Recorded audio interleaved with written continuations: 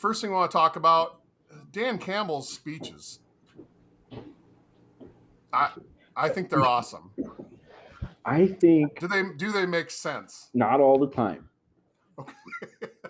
Not all the time. The one at Ford Field the other day, that was an interesting one with the line about the hyenas. I wasn't expecting that. Yeah. Today, where he was talking about getting ready to go fight a guy with one ass cheek and 3 toes, I would rather have him ready to fight a person with 3 ass cheeks and 6 toes. But I mean, was it ass cheeks or was it a butt cheek? I think he said ass cheeks. Okay, that can be confirmed. Yeah, butt cheek, ass cheeks. Butt cheek, ass cheek. I'd rather see butt cheek scroll across the screen. But you can feel his emotion in every one of his speeches. You can feel his emotions. It's coming through. And the players, I'm telling you, this is going to make a difference. Yeah, absolutely. I just wonder what he's talking about sometimes. Did you guys see the Cabinda stare during the speech? Oh yeah. It didn't zoom in on his face like it did during the previews, but he was definitely there, and he was we actually have that Cabinda stare. If we want to try it, hey, we're new at this, guys. So if this doesn't work out, let's see what happens. But here we go. We got the Cabinda stare. If you guys are ready.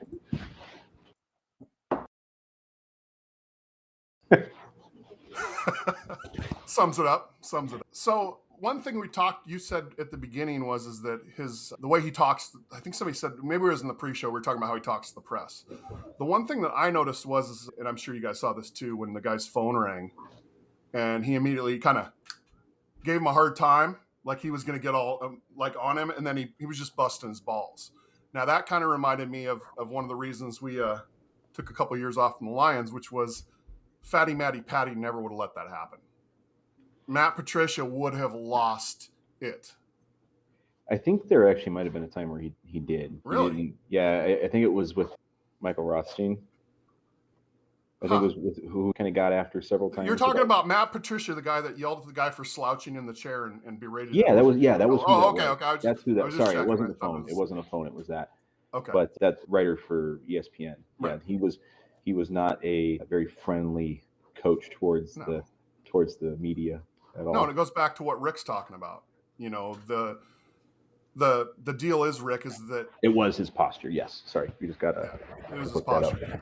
The deal about that, Rick, is that you talked about it. He gets people pumped up, and even the press staff seemed like they were sitting up their posture a little bit on that.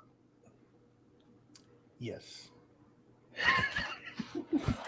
All right, Rick. All right. Okay. Well, hey, thanks for that. It takes a little bit away from the Hard Knocks, but I can't remember the news report. One of the anchors, one of the sports reporters, who did not like Campbell at all last year, had a hard time with them, and he's on his bandwagon. He's drinking the Kool-Aid. He retracted everything he said about Dan Campbell last year. So I think he's gonna make some impact. Oh, Billy! I think he's just a genuine guy, and people don't know how to handle that. He's passionate. I mean, you can tell he's passionate. He cares. He's emotional. I mean, that's good shit. And players can feel that. I mean, you have the whole. They touched on it during the episode of Hard Knocks tonight, where only 32 people at a time get to be a head coach of a professional football team, and they all have this historically professional demeanor about them. The way that they talk to the way they talk to the media, the way they talk to the team and the players. It turns out the ones that kick their players don't last too long, but this one is a little bit more raw, right? He's very genuine. He's very just a dude that you would meet at the bar and have a couple beers with. And I think I can see how certain people would have difficulty, getting used to talking to a person like that and in his seat. So. Yeah, and that's what they talked about. The energy trickles down to the other coaches, which we'll get into later in the podcast. The ticker showing, Hutchinson's performance, something like that, something small to get him up to sing. That's team building. That's camaraderie. That's bringing people together. That was a pretty freaking good idea what he did there. And I don't know if that's been done before, but I kind of dig that. Right. I think that was definitely a thing that they put on for the rookies there to kind of get up there and earn these stripes a little bit. I want to say they've done that in the past. It might not have been singing, but it was something else. But speaking of, I think we can all agree that was a pretty cool performance. And I had noted, which has been noted to me, that the coolest thing he said was, "I have a $23 million signing bonus."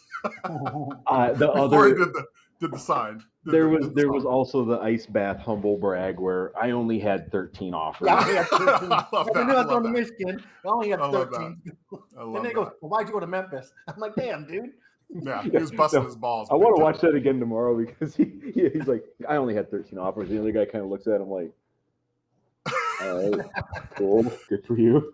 So also that about that Billie Jean thing, didn't the NFL have to pay a couple million? In fact, they might have paid almost, I don't know, remember if it's $2 million or $20 million to be able to use that song in Hard Knocks. Did you guys see that? Yeah, No, they had to, the NFL had to pay to use that on Hard Knocks. So lucky they're not taking that out of a signing bonus. One thing on this podcast that you guys might not know, being new to the podcast, is that Rick likes the word penis. And the over-under for Rick saying the word or some sort of word in this podcast is 4.5. Now, Rick, I'm taking the over big time on this one. You cannot use that to your advantage. I just wanted everybody to be aware of that. Oh, wow. I think in future episodes he shouldn't even be aware of what it is.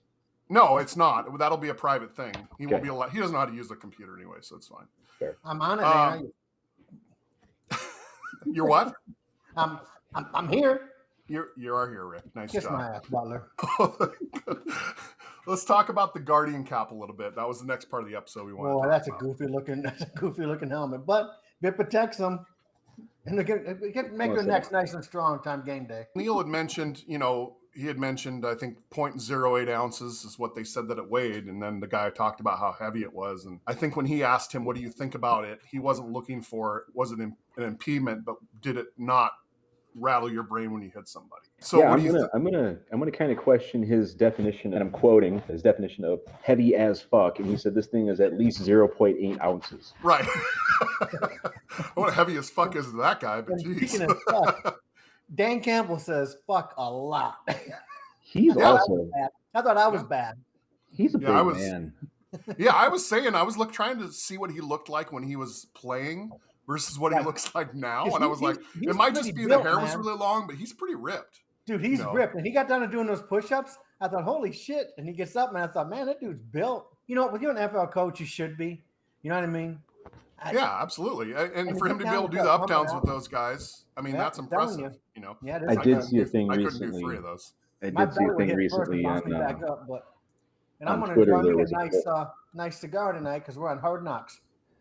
Right on. So I work for a school district here in Federal Way, and one of our big administrators, he's from Michigan. He's a huge Lions fan, and he's upper level. And we're in a big meeting day, and he come running over. Hard Knocks tonight, Rick. Slapped me high five, and he ran back up to the big wig table. I thought, oh man, that's cool. What were you going to say? Talking about the coaches thing real quick, how coaches are supposed to look. There was a Twitter poll, I think it was, that I saw not so long ago, or an article that was talking about which head coach and starting quarterback combo would win in a street fight. And the Lions took number 2 behind Vrabel and Tannehill. And I think that's mostly on Goff's shoulders. Tannehill. Yeah, I was going to say Tannehill. I mean, Brunell. I mean, let's talk about the coaches now. I mean, that's a good point. Before we get to the offense defense, let's just talk about how stacked we are as far as coaches. We got some coaches. I mean, Deuce Staley, Aaron Glenn, Antoine Randall L., Mark Brunell, who from the Rain City Roar days was a Husky. I mean, not that that's any sort of advantage for the Lions, but, their coaching staff are some big names, and they are obviously bought into the program. And the experience that we have, coming in, we have a lot of years of experience, and they're all former players. That is badass.